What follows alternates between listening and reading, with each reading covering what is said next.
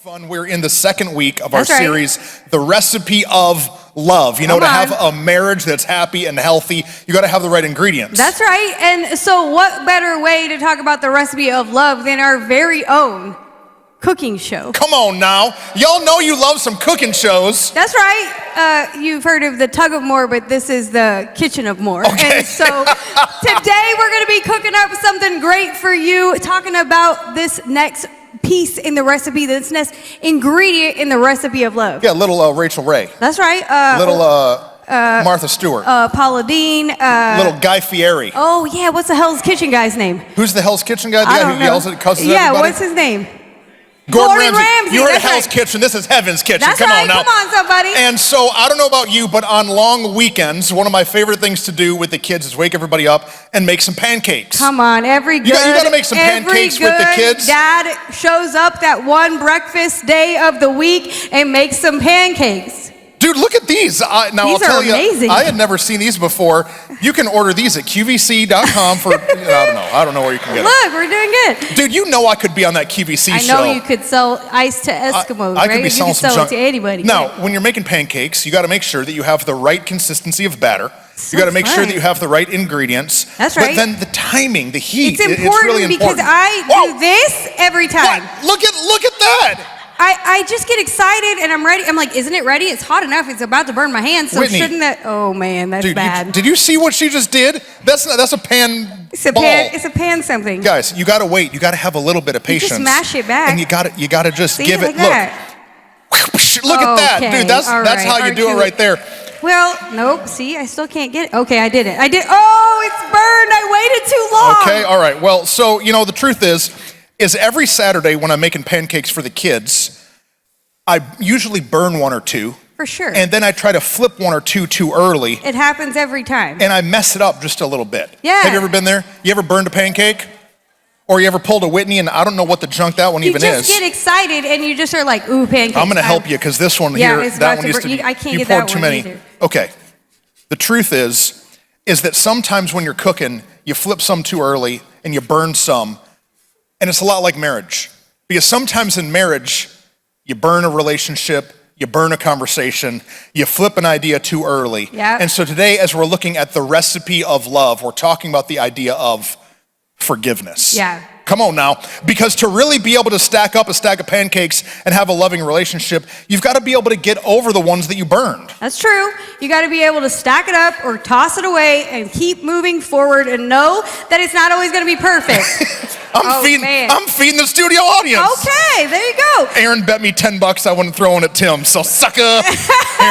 Aaron's about to owe me $10. But the truth is, in life, in relationship, in marriage, if you're willing to learn how to just keep moving, keep going, keep making some more pancakes, you can actually cook up some great recipe. I'm going to get it. I don't know, Whitney. A great recipe. Look. Ooh, I did it. Give it up for your pastor. Good job, Whit. Because I know in your house, you guys don't just do regular pancakes. No. No, you mix it up. You got to mix it up. Now, before you can add special ingredients to a pancake, true.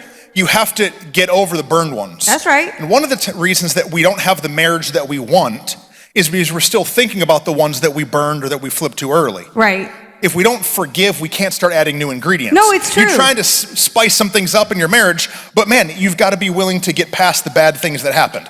So once you get over what happened in your life, now don't make 300. That's what happened to you last time. I know. Here's what happens. I don't know about you, but I love some chocolate chips in my pancakes. Come on, somebody. And so, see, when you learn to forgive what you've been through, you can go ahead and add some new ingredients. That's true. You can make it more fruitful. See what I did there? In your marriage, whenever you add some blueberries and strawberries to the recipe, right? Whenever you're willing to say, hey, we might have messed that up, but I'm going to keep trying. I'm going to be patient. I'm going to wait a little longer before I flip it this time and try again. That's right. I got some chocolate and some white chocolate. That's pretty good. All right, let's give them a flip. Okay, ready? Guys. Gosh. Nope. This is the greatest day of my whole life. Look at that. That's perfect. Ooh, That's perfect. Whitney's fired from pancaking. Hey, I'm good at a lot of things. The first time Rachel and I ever had dinner with Aaron and Whitney made dinner, and she made what she called white girl enchiladas. Hey, they're good. They were trash. They were trash. They were trash. You know what? Have you seen my wife? I forgive you for saying that publicly. They were trash. In front of everyone.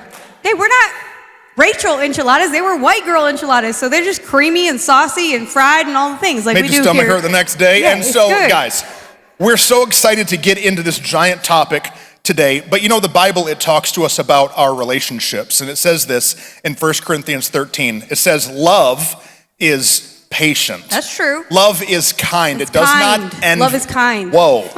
She's mad about those enchiladas. It does not envy. Right. It does not boast. It does not dishonor others. It is not self-seeking. It's not easily angered. Yeah. Now, this is the most important part of what we're talking about today. Right. It says that love keeps no record of wrongs. It doesn't remember the burnt pancakes and not let us step into the season of the new pancakes. Love does not delight in evil, but Right. it always rejoices with the truth. The Bible says it always protects, always trusts, always hopes, always perseveres. Love never fails. No, it's true. We fail at making pancakes sometimes. We fail at the recipes that we cook up in our kitchen, and we fail in our marriage and Yeah. relationship all the time. And so today we're not just gonna have a cooking show, Oh, no, but we're we're gonna not have a doing that. conversation about how That's we can right. step into What? a Look real at this. relationship. The magic of television. The VIPs showed up behind the scenes That's to save true. you guys from Okay. your floundering up there. Holy smokes. I do own $10. I'll take it out when we go to breakfast the next time we go, and that's how it's going to be. Come on. I got breakfast on me, bro. It's on me. Hey, I tell you what, we had a great time making that bumper video. How many of you guys know Suzushi here in town? Yeah? Oh, man, so yeah, we got some good. sushi lovers. That's right. It was real good. I don't know if you've been there and seen on their menu, they have a specific sushi roll. It's called the Babalicious Roll. Yeah. Babalicious Roll. Really good one. I'll throw it over to you guys. How did that roll get established at Suzushi? Well, for many years, we did not cook at home, so we just went and ate there every day. But also, we got to know the manager, and so we had a certain way we wanted our sushi, so we slowly asked for, like, can you make it this way? And eventually we were like, listen. So we invented our own roll and they Yeah. put it on the menu, so make sure to go by, get the Babalicious Roll. That's right. It's But hot. hey, we went and shot that video, and they were so excited that we came to shoot that video That's there true. at Suzushi that at the end, the manager came out and comped our whole meal for free. So come on, favor ain't fair, y'all. How about that? That's right. Yeah. So much fun. But yeah, it was great to get to go and hang out. And man, there is a lot of incredible restaurants here in Mansfield. We're going to get to celebrate at a lot of them over the next few weeks. Taste tour. That's in right. Mansfield. That's what But we're doing. today we're talking about the concept of forgiveness in our relationship, in Yeah. our marriage. The recipe of love, as we talked about last week, has lots of ingredients. And today's ingredients is forgiveness. Yeah, forgiveness. Let me read just a verse to kind of preface Yeah. the day. It says Do in it. Ephesians chapter 4, verse 32. Now put it in your marriage, man. As I'm reading it, think about your wife, think about your husband. Here's what it says. Be kind to one another, even if their enchiladas are bad. Be kind, Okay. Aaron, be kind to her. To one another, be tender-hearted, right? Forgiving each other, just as God in Christ also has forgiven you. It's good. God's forgiven me for a bunch of junk. Yeah. Oh, I'm the only honest person. No, I mean, God's no, it's forgiven true. me for It's a bunch true. of Sure. for a bunch of junk Yeah. in my life. Yeah. And so if God's forgiven me, I have to be willing to forgive some other offenses and some hurts that come into my life. But I think that, like, we think of it as it relates to Jesus. We're like, oh, he forgave us. But then in our relationship, like, we're married to each other every day. Every day. Every evening. All day long. Every morning, 365. It's true. And, like, it can be hard to want to forgive. It is. It is hard to forgive when you get up and you come out of the bathroom and realize your spouse just threw their wet towel on your side of the bed. Listen. Just to let it get wet and real comfortable for you for the hours to come, that when you're about to jump back in it. Yeah, God forgives those things. And we should too. We should too, I don't right? know about that one. That one we're going to have to ask Jesus about, because that one makes me so mad. Our towels are the bane of Rachel and I's marriage. It's a thing that we all fight about, apparently, all the time. It's a thing. No, but Why are there so many towels? I'm like, there's so many towels because we got a swimming pool, I'm working out, all the things. I go through a lot of towels. I'm a large man. I tell Rachel, my body mass is double the size of yours. I use more towels. Come on. Oh man. We are, hey, let's talk about what Let- forgiveness is not. Let's do that. Let's move on to what forgiveness is Y'all not. see that Y'all, look? we are Did way y'all see off it? script right That's now. right, that's right. Off the rails. I'm going to smile and let Jesus work on my heart. So mad. It's Why? so mad. I just watched it Get us 3 back on times. track, I've watched somebody. House. Yeah, that's right. Okay. So Let's forgiveness move on. is not bitterness. Right. Forgiveness is not resentment, right? Nope, it's not. What else? Forgiveness does not hold a grudge. Forgiveness doesn't hold a grudge. No, it's true. I want to hold a grudge all the time, but I know forgiveness is not looking backwards, looking forwards. that's true. Right? Forgiveness is not demeaning the other person. Yeah. You know, we're joking up here about Obvious. towels and enchiladas, but we? I'm joking. I thought I was joking. It's not looking backwards and demeaning, but right. forgiveness is really loving the person enough to overlook Right. Yeah. some mistakes that they've made. Yeah. And so in the series, we've been talking about how the recipe of love, anytime you see a recipe card in a recipe book, or your grandma's got her favorite recipe, there's a couple things that are on the card. There's instructions and ingredients. So we've been walking through last week some different instructions about what it looks like to have a good recipe. Yeah. So the first instruction, First instruction is prepare your heart with humility. that's right. You've got to walk into your marriage, walk into your relationship, and have a humble heart. You've got to be humble. If you're not going to be humble, you're not going to get far. Yeah. As far as having a healthy and happy marriage. That's true. relationship. Another is set the appropriate temperature. Sometimes we can come in real hot into conversations, and sometimes we can come real cold and shut down. And so we've got to make sure we're managing that temperature to balance it out to be healthy. Oh, it's super good. It's true. The last one that instruction we have is to spend the time. You've got to spend the time. Anything good in life doesn't come instantaneously. It doesn't Right. come in that second. You've got to spend that time, because if you spend that time, it's going to be so much more rewarding, so much better than what you ever could have imagined it being. Absolutely, absolutely. And so it's good that we started with the instructions. Yeah. And now we're going to move on to the ingredients. We've been talking about the ingredients. Last week we talked about the ingredients of love, but what about the ingredients of forgiveness? Right. You know, in the pancake batter, there's different batters that you can make. The one we had today is just you add water, because we're at Willie Pig Auditorium doing setup and teardown, so we're just putting water in the pancake mix. There's some that call for eggs and milk and oil to be added. Yeah. There's some where you can make, my grandma made her own homemade recipe, but what are the ingredients necessary in forgiveness? No, it's really good. There's a lot of things. We all need to be willing to forgive. Yeah. So it's what Aaron said, start with a humble heart. All the instructions, we have the humble heart. We're willing to give some time. We aren't coming in too hot. Yeah. But what do we have to do? We have to first identify the hurt. Yeah. So if there's some areas in your marriage that you know there needs to be some forgiveness, the first ingredient to start forgiving is to identify the hurt. What happened? Yeah. When did it happen? How did it happen? What's the story? Recognize what's there. Yeah, for sure. I mean, it could be a person. It could be something that happened in action that may have happened, or even a certain season that it happened in. Yeah. And so any one of those could be factors of identifying that hurt. I think it's important because there's times where, we'll have had a whole week where we've just been kind of bugged at each other. Yeah, just little squabbles and like, disagreements. I just am like mad at you all week, but I don't know why. And like, you're like short-tempered with me, and we're kind of like, what is happening? Right. And then finally I'll be like, oh yeah, last Tuesday you said you would take the trash out before the trash man came, and you did not. And so every time I open that trash bin, I have to shove it down further because there's no room, and so I'm mad at you over something that happened a week ago. But if we don't identify what we're frustrated at, it's really hard to move on. We don't ever have a problem with you identifying things. Okay, That's for sure. okay. We don't ever have, she'll say all the words. I'm kidding. But no, seriously, you got to make sure that He ain't kidding.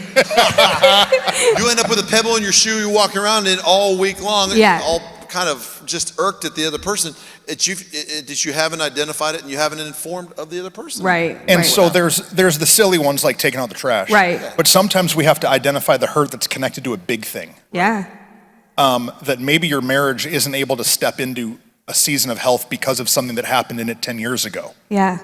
there was a relationship that was broken. There were some really ugly words that got said.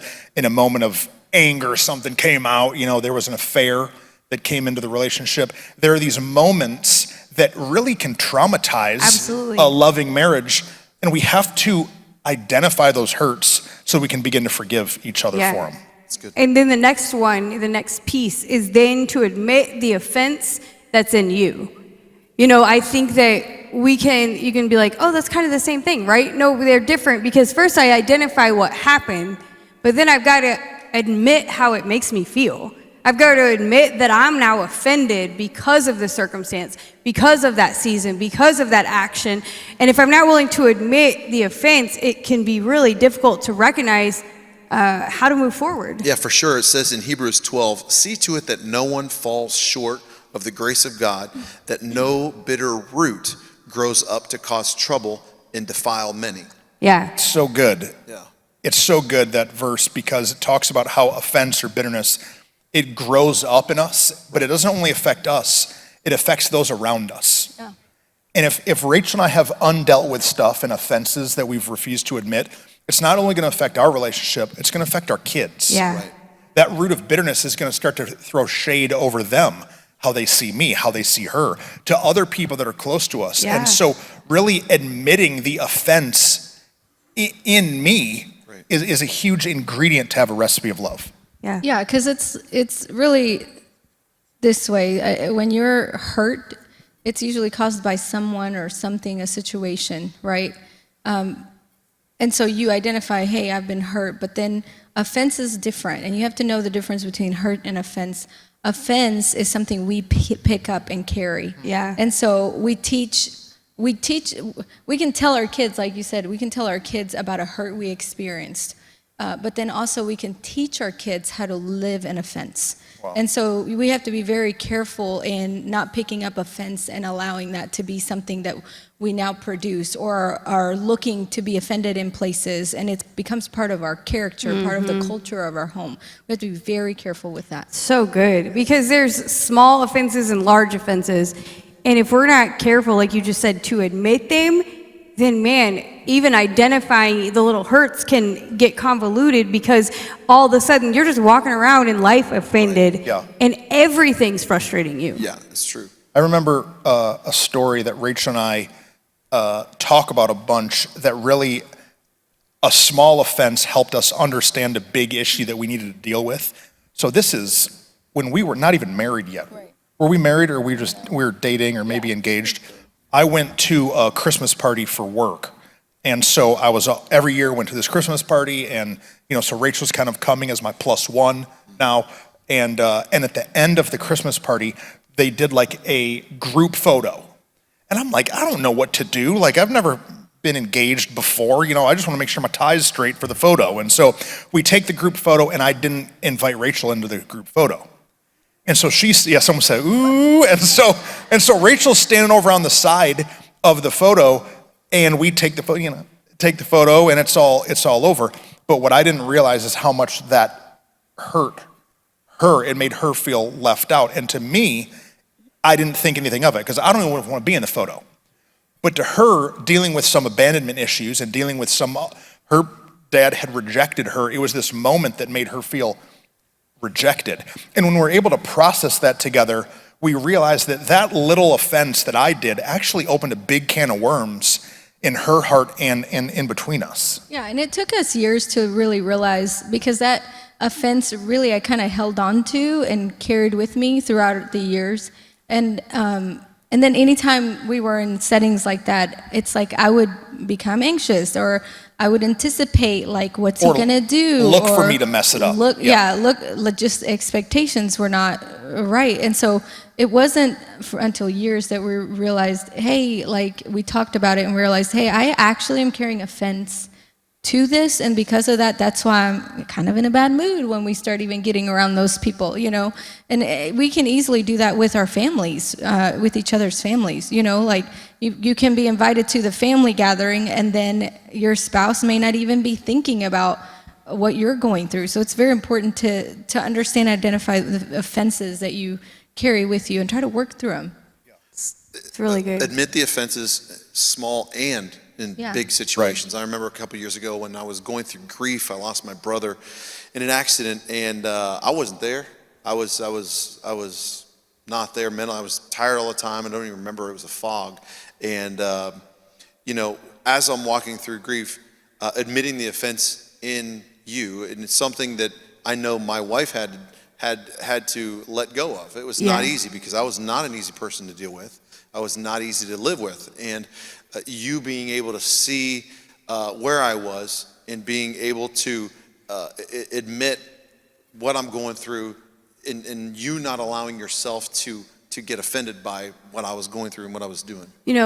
I think that what you're talking about, it was such a heavy season. Right. But the truth is we had lots of heavy seasons in our marriage. The longer you're married, the more opportunity for offense there is, both small and large. And I think, for us, we'd walked through so many seasons previous to that where we'd had to learn how to navigate the offense that we both felt for each other. That, when my parents got divorced, there was a season where I was really angry and bitter and distant and pushed him away because I was fearful that if that happened to them, maybe it would happen to us. And there was a season after that where I went into a lot of debt because I was just trying to fuel the happiness. I was trying to create happiness instead of deal with the issues in my life. But though there was a moment of offense, you were willing to say, hey, I'm not going to hold on to these. I'm going to love you and let go of them. And that allowed it so that then on the other side,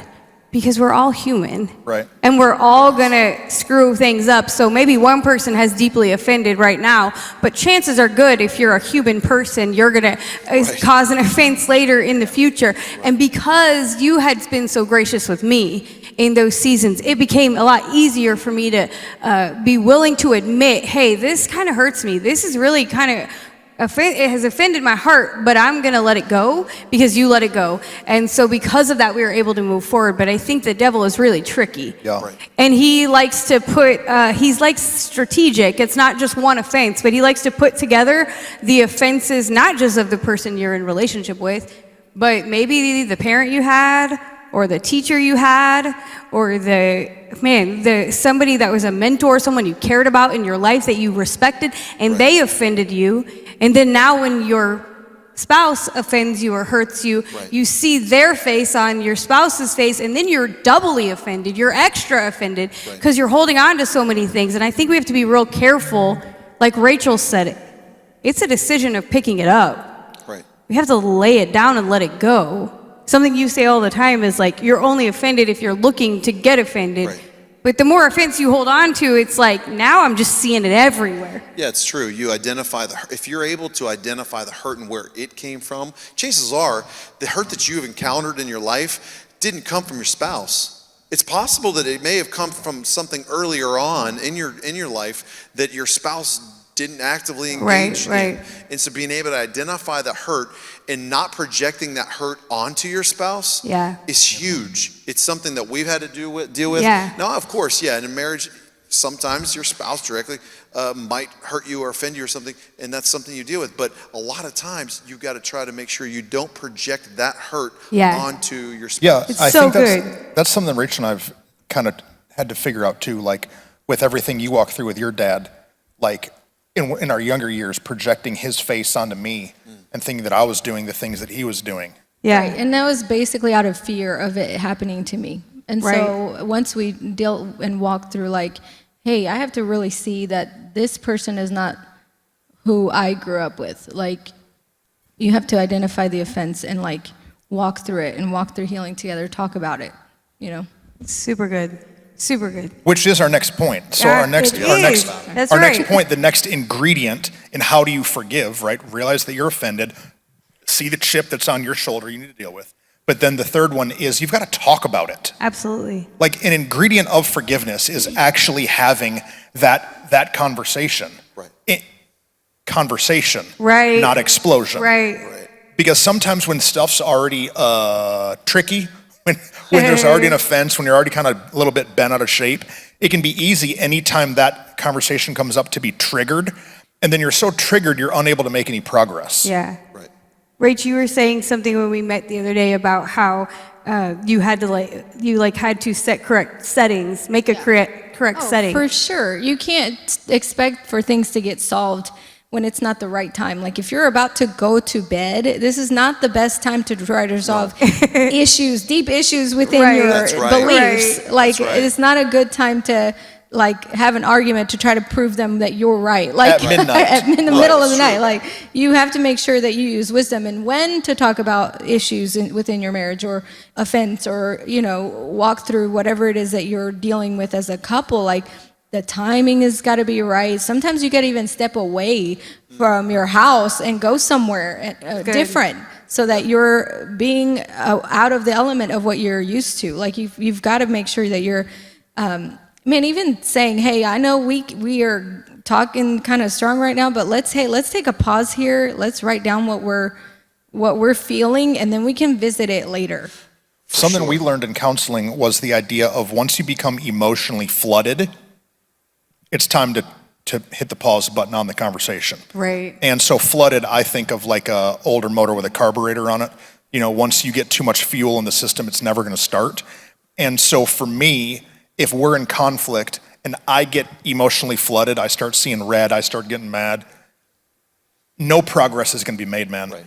And so like being up till 1 o'clock in the morning shouting at each other, it's just going to hurt the relationship. It's not good for anybody. Right. It's not good for anybody. I remember earlier on in our marriage when we would have disagreements in the evening, we would go to bed and oftentimes we would still be disagreeing. And I don't know about any other men in the room, but those of you that work hard during the day, you come home, you eat, you hang out with the kids, you get them to bed, and then you have an argument, and then you get into bed. Once you go horizontal, bye. Fade to black, baby. I'm gone. And so when we're in bed, she's telling me all the words about all the things that they disagree. I'm not just saying anything because I'm fading to black. Right. Now she thinks that I'm just not caring. And I'm giving her silence. You don't care. Look at you. You're not even saying anything. I'm like, baby, I'm dying over here. We got to hit the pause on this thing and go in and talk about this thing when we're both awake and coherent. But then she would start dropping scripture on you. Well, because I was young and immature, and so I would say, oh, really? You're going to let the sun go down on your anger? You're really not going to do what the Bible tells us to do? Really? That's what the kind of husband you want? Because I would be offended. I'll say, shh, baby, I love you. I love you. We'll fix this, but maybe this ain't the right moment to fix it. Will you think? Well, and so that scripture that Whitney jokingly quoted, we need to understand in context. And so I want to just read it. Ephesians chapter 4, verse 26. It says, in your anger, do not sin. Yeah. There are moments where we're going to get mad in life. God understands we're humans. The Bible, so it doesn't say don't be angry. Right. It says in your sin, do not anger. Then it goes on, do not let the sun go down while you are still angry. And so there might be moments that me and Rach are still in disagreement. Right. But that doesn't mean that I have to be mad and vengeful and angry at her, that she has to be mad and angry at me. It means that even though there's stuff to deal with here, we need to deal with it here first, and then we can go to sleep and then get up and deal with it tomorrow. And I remember what's something we still do is if we have a conflict or if it's a heavy season, is that instead of trying to deal with that thing after the kids are in bed, it's now 9 o'clock, and you're both worn out, is we'll set a meeting to talk about some things. Yeah. Set a meeting. And I know it sounds weird, like that sounds not loving. It might be the most loving thing that you can do. Right. Is to say, you know what we're gonna do? I want you to write some stuff out. I'm gonna write some stuff out. We're gonna go to Starbucks on Tuesday at 3 o'clock, and we're gonna just talk about what we've been doing. Because let me tell you something, you ain't gonna start acting crazy in public. Right? You're going to be a little bit more level-headed. And if you're nervous about it, then it's time to bring in a mediator. Yeah. Right. Because sometimes in life to talk about something that really hurt, like if there's a real big moment of offense, it's time to call in a professional counselor. Yeah. It's time to call somebody in and so you can talk about it together, or an elder from the church here, or a trusted friend who not just a trusted friend, but a godly trusted friend. Right. Because some people would be given advice. Talk about it, right, it's important.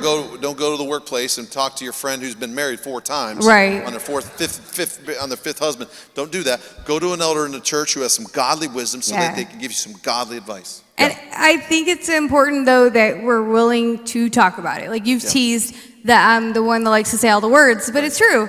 I'm one that likes to say all the words, and being married to you especially in the beginning of our marriage, was confusing to me because I was like, say all the words. Correct. Why won't you tell me all the words? Yeah. I want you to say all the words. And it's because I'm a man, and how many men in the room know that we don't say all the words? Yeah. See, I see the hands raised. Jesus loves you. He knows that you're speaking truth. It's true. We don't say all the words. And so oftentimes what Whitney's trying to do is she has to pull the words out of me. She has to try to figure out and get to the root of what's going on in me, so that way we could really get to a resolution of whatever disagreement we're in. But you had to work then on the flip side to say, I will say the words. Absolutely. And I think, you're teasing like the men in the room, and like even this week I had a conversation with one of the men on our team, and I told him like, I'm so glad that I finally got him to say all the words. Why is it hard for some people to not say all the words? He said, because I'm a man. And I'm like, well, the men I've worked with for the last 7 years, Pastor Tim and Pastor Trustin, they're men of many words, and so they be saying all the words. I'm not used to that. But the truth is, every personality is different, but you have to be willing to say all the words. Yeah, like my personality is like Aaron, and I guess now like a lot of men, now that I'm sitting up here and thinking about it. I think it's just that every couple's different. Yeah, every personality, every couple, every relationship. So Trustin and Whitney say Yeah. all the words.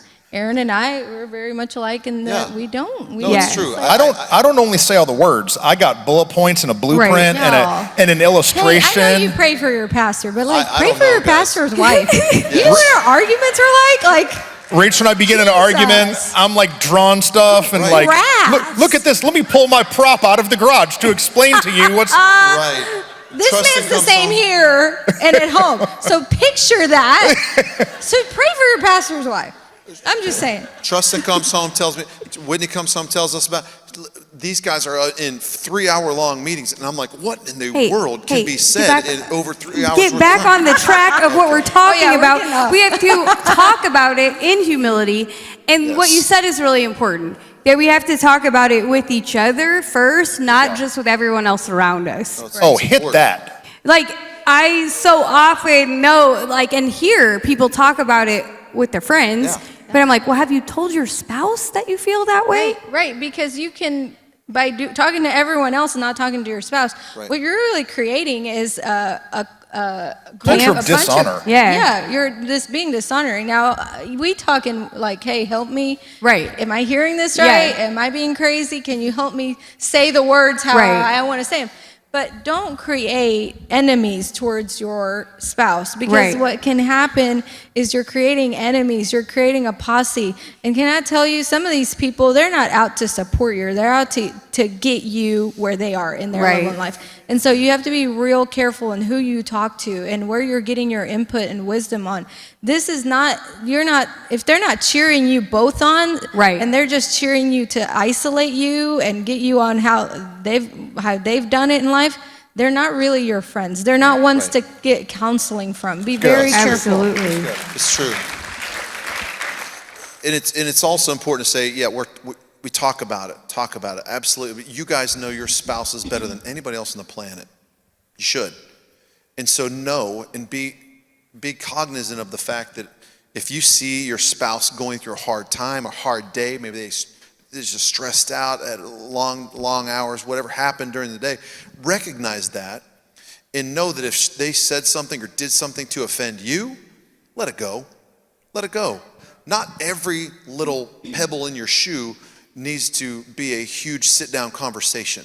If you recognize the fact that they've gone through something and they maybe offended or said something to offend you or something, just recognize it for what it is and let it go. Okay? I think that's important. Yeah, it can be big or small. Like if you've had a rough day and like I used to teach teenagers, like, and I would come home, like, you think, I love y'all teenagers, but you think that students, as they grow older, they get the things more. No, you're actually telling teenagers more and more, okay, take out your pencil, take out your pen, take out a writing utensil, do it. And so after repeating myself over and over and over, by the end of the day, you get kind of frustrated. So you get home. So I'd get home and she'd start talking to me like I'm 14. Be like, unload the dishwasher, put the sponge back where it goes, why your shoes where they... It's true. And I'm like, I'm not in your class. Do I have a backpack on? Like, but we had to realize what was happening. Right. Yes. So in rough days, we would be like, hey, I had a rough day. Can you just help me regulate myself? You said something while we were eating sushi the other day about how you need to talk about it because sometimes your spouse doesn't even know what you're upset about. No, so often talking with people, I'll find out like, oh man, and I'm mad at them about this thing. I've been offended at them for 10 years. And I'm like, do they even know that happened? Well, no, I would never tell them because then I would offend them and then I wouldn't be able to be offended because they'd be offended and we'd both be offended. Here's the deal. Communication is a tool, not a weapon.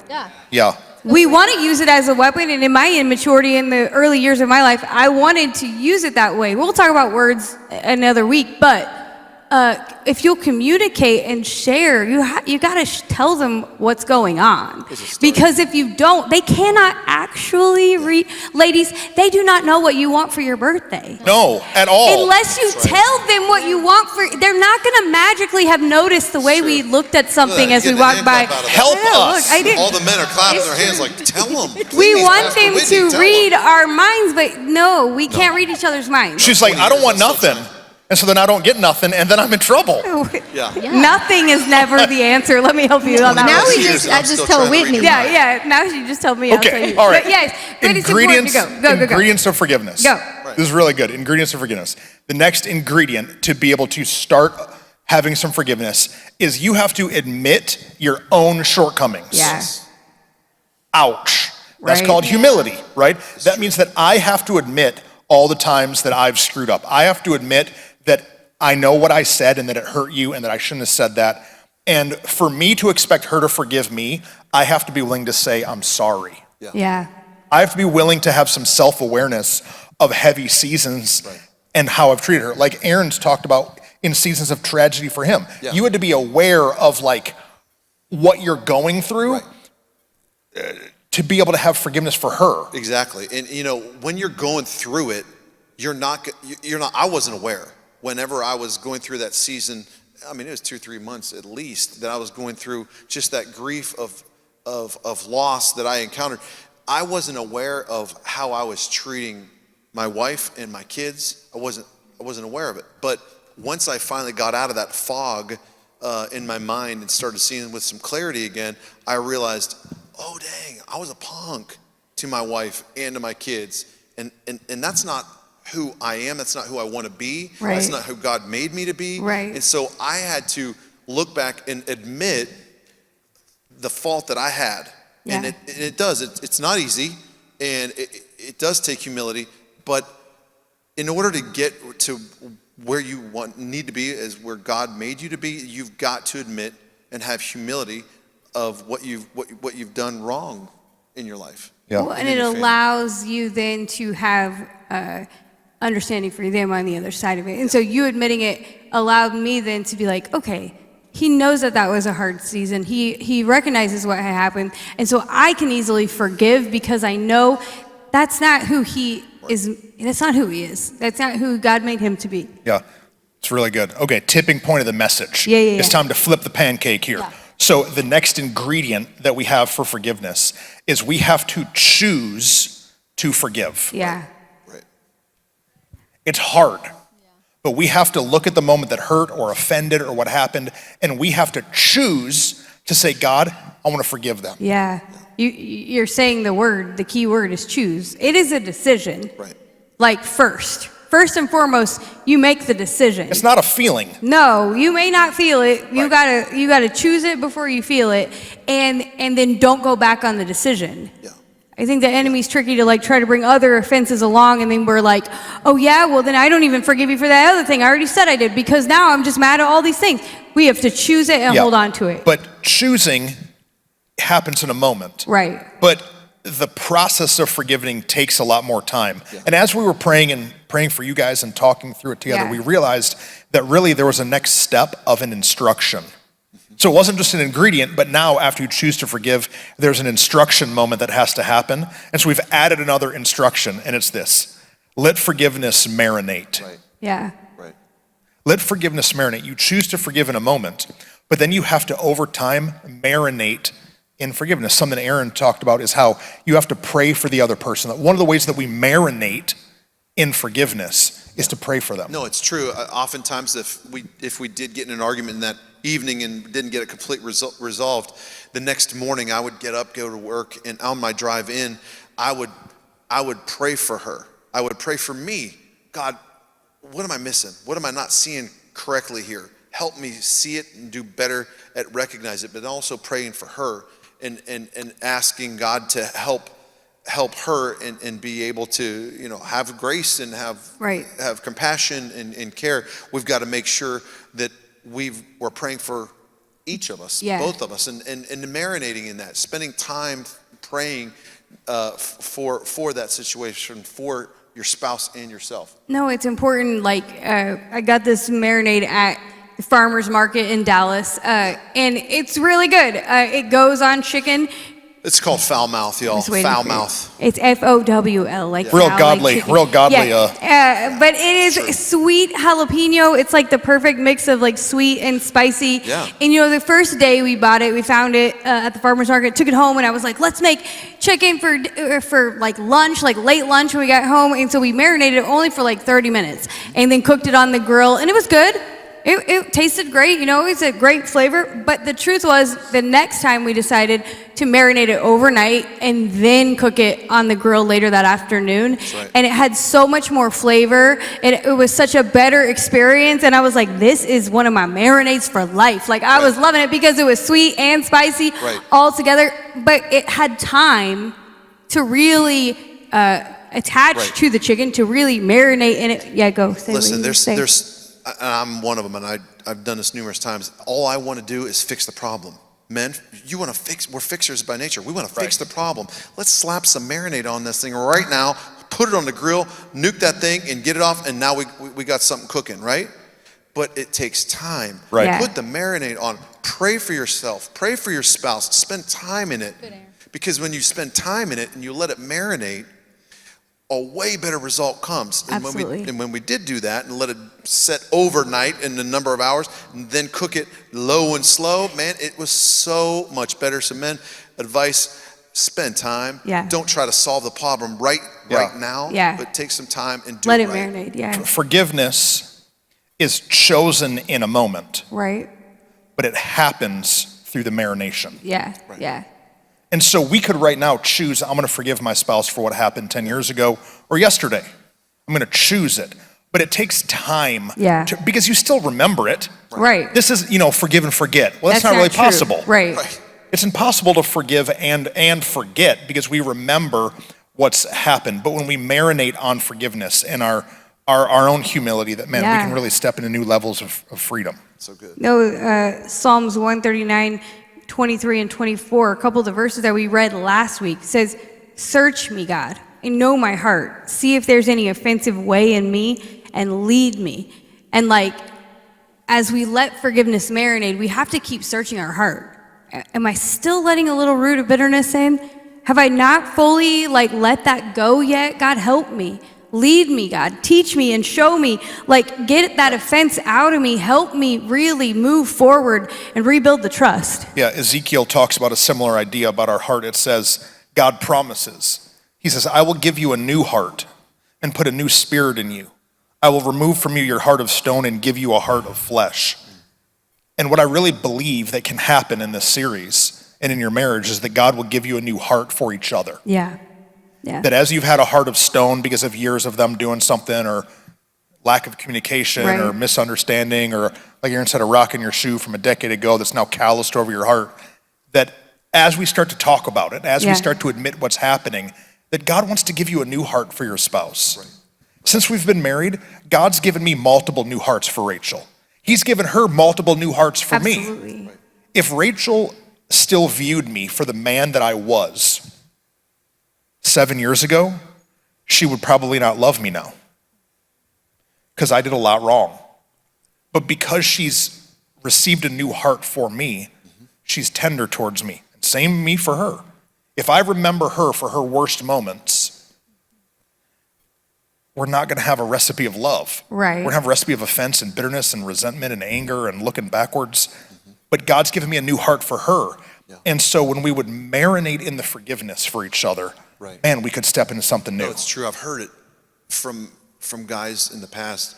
Man, I'm just married to a totally different woman than the woman I married. Yeah. Just married to a totally different woman. But this scripture tells us, if you are willing to accept to be given a new heart and a new spirit in you, you'll be in love with that woman. Yeah. I pray that I'm thankful that my wife 20 years ago is not the same woman that she is today. Right. Because she's grown and matured so much. She's able to let go of things that would turn her up 20 years ago.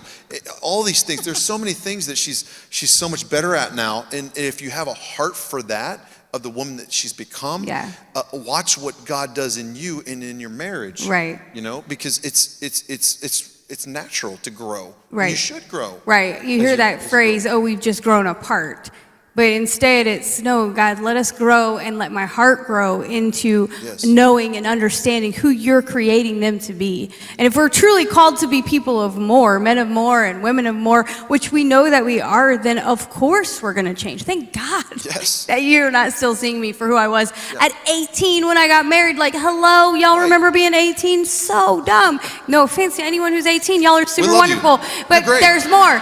And the truth of the matter is, that as we allow God to do it, he's gonna help us have a new heart. God wants to come in and help rebuild trust. Absolutely. He's rebuilt trust between Rach and I, because we've done things and said things that have broke trust, But God would come in and help you rebuild that. But we have to stop bringing up. God, I could talk a long time here. We have to stop bringing up what happened back then. Right, it's good, bro. But as we counsel couples and talk with friends even, it's like one of the people in the marriage always brings up who the other person used to be. Right. And if you keep bringing up who they were, they're probably going to stay that guy. Right. If they've said they're sorry, if they're working, if you see a little bit of progress, one of the greatest things that Rachel does for me is she celebrates when I'm getting better. Yeah. I might fail 90% of the time. But when I win that 10%, she sees it and claps and says, good job. Because as guys, we just want to put points on the board. Yeah, man. That's right. I just want to know that I'm winning. We want to win. And so instead of telling me what I did wrong, celebrating the one time I did it right. Is going to help me go, ooh, I want to keep doing it right. Right. And it's not a matter of trying to win an argument with your spouse. No. It's a matter of trying to win in your marriage. Yeah. Good, Aaron. Win in your relationship. Right. That's a big difference. Because we do. Yeah. Yeah. Good. Yeah, it's good. Because those men that understand that are clapping. Those that don't. But just know that men are trying to win. That's what we try to. We're wired that way. But the way you got to win is to try to win in your marriage. Well, and one person in the relationship is always the talker more. Yeah. And they're the ones, like in arguments, I can win every argument. No. But do you really win? But I'm not. But I'm not winning. That's right. I win because she runs out of words and gets done and doesn't want to have the fight. Works great in a courtroom. Right. But not in the house. I'm not a lawyer. Right. Whitney has more words to say than Aaron. Yeah. So she can win. I can win. She can win with just volume of words. But Aaron, what you said, dude, it blew my mind. It's so good. It's not about winning an argument. It's about winning in the marriage, man. Right. And we have to be able to forgive one another. Yeah. Super good. And I think one of the last ingredients is a giant piece that is necessary in helping us win in the marriage, not just the argument, but that, man, as we're letting the forgiveness marinate, it can be easy to be like, yeah, but why did they do that? I've said I forgive them, but why did they hurt me? How could they possibly have not understood where I'm coming? Why? But understanding that we have to embrace empathy for our spouse, that is a huge ingredient that is so necessary for it to fully cook into everything God has. Right. We, Pastor Whitney and I, we have a podcast that we do called The Tug of More, and we did a whole episode on empathy list. And we talked more about in a leadership vein of like how you build this list to help understand the other person. And so we can't get into that. It takes too long. But when we have empathy for our spouse, we can understand why they feel how they feel. Like when I remember that Rachel was abandoned by her dad. It helps me have empathy when I don't respond to her text message for 4 hours because I'm busy at work. And so I know how that makes her feel. Right. But when she remembers that I grew up in a home that my mom and dad owned a small business and they were working and they were always pushing to provide, then so I've picked up this workaholic personality, she can have empathy for me when I do a bad job at responding. Sure. And so that empathy for each other, it helps cover a multitude of failures. How do you have empathy? Guys, how do you have empathy? You have compassion. Yeah. Yeah. Have understanding. Have grace. Recognize what your spouse is going through. What's she going through? Does she have a hard time at work? Is she having a hard time with the kids? Maybe she's, understand what she's going through. And if you do that, if you can put yourself in her shoes, you can have that understanding and that compassion for her. And now you have empathy. Yeah. Now you can come equipped to resolve things in your marriage in a healthy way. Right. Because now you're empathetic towards your spouse. And watch when you do that, watch how much better your conversations go and how much more progress you'll make in your marriage when you step into it with humility and with empathy. Absolutely. Super good. That in that season of grief that you walked through, I have no offense in my heart left at all for the words that were said or the season or the situations that arose, but it's because we fully embraced empathy for each other that in that season I'm like, oh man, I can't imagine the weight he's carrying. Right. I can't imagine the level of grief he must be feeling. And so I understood it's not that offense, what's happening in him is not actually about me. It's actually about what's going on right here in him. And that allows us to have unity and allows us to have the intimacy to walk forward in our marriage into all that God has for us rather than to hold on to the offense the way the devil wants us to. I got so many more words to say on it. Empathy is just understanding what the other person has walked through. Yeah.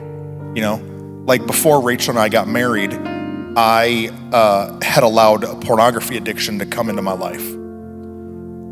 And so then when we got married, that was something that Rachel found out about. And it caused some hurt for her, obviously. But when we were able to talk about it, she gained understanding and empathy that didn't have anything to do with her inadequacy. Right. It had everything to do with a brokenness in me that I had not yet resolved. Right. And when she was able to get empathetic for my brokenness, she could forgive my failures. It's good, bro. It's good. And so I know that your spouse hurt you. Yeah.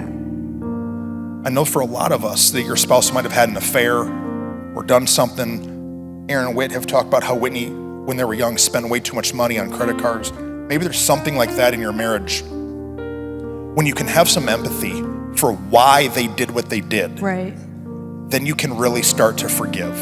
I didn't want to be that man. Right. I didn't want to be that guy. I was embarrassed and ashamed of the sin in my life. And if she would have just beat me down and called me a failure in the process, I probably would have stayed there. Yeah. But when she was able to see, like, okay, the Bible says that this sin is common to man. I want to help him through this and find freedom from it. That's when freedom came. So good. It's so Read good. this last verse for us, baby. Okay, 1 Peter 4:8. That one? Okay. Above all, love each other deeply because love covers a multitude of sins. Love is a choice. And when you love deeply, it takes deep action, deep understanding, deep forgiveness. And we have to be very intentional with that because the result of it is forgiveness. Like, we're going to fail. We're human. We really are. It doesn't matter how holy you want to paint yourself. You're human. You're flesh. And so, like, just as you deserve forgiveness, you've got to give forgiveness as well. I love that scripture. Know that having a marriage is really hard, but if you can go back and apply these things that we're talking, we don't talk just because we think we're experts. We talk because we've walked through it together, and everything we're saying is out of experience and out of wisdom from wisdom pouring into us. And so, I want to challenge you that even if you feel like you've got it all together, go back and listen and apply what you've heard. Man, it'll change your marriage. It'll change your relationships that are close to you, and make it a challenge for yourself to grow. Quit pointing fingers. Allow yourself to grow in it. Speak a word of encouragement to all the marriages in the room. Keep working at it. I keep thinking through this whole day about forgiveness. Forgiveness, there's the action to forgive, the verb, right? The action. Then there's the present progressive. Sorry, the teacher in me. Present progressive, that means it's happening. Right, it's good. I'm forgiving. It's good. And if you'll understand that you can take those situations and verb actively forgive, but just as you're progressively working on your salvation, work on the present progressiveness of forgiving and make it a daily action for yourself and for your spouse and for those around you. You will have a heart that is the same heart as God's. Yeah, it's good. And I think there's nothing stronger than pursuing God's heart for yourself and your relationships. So I want to encourage you that you can do it. Yeah. And no matter how you were brought up, you know the Father that's the good Father. Yeah. Learn from Him. Learn about Him. Spend time and pray. Pray for yourself. Pray for your spouse daily. Pray in the Spirit for the things that you don't even know how to pray for. Yeah, it's good. And God will change your life and change your marriage. Yeah. And change your relationships in a mighty way. You can do it. Yeah. You don't have to be qualified or think you're at a certain level. Do it. You can do it. Yeah. And we truly believe in you and truly have been praying for the marriages of More Church, that God would do something mighty and powerful and bring deliverance and healing like no other place.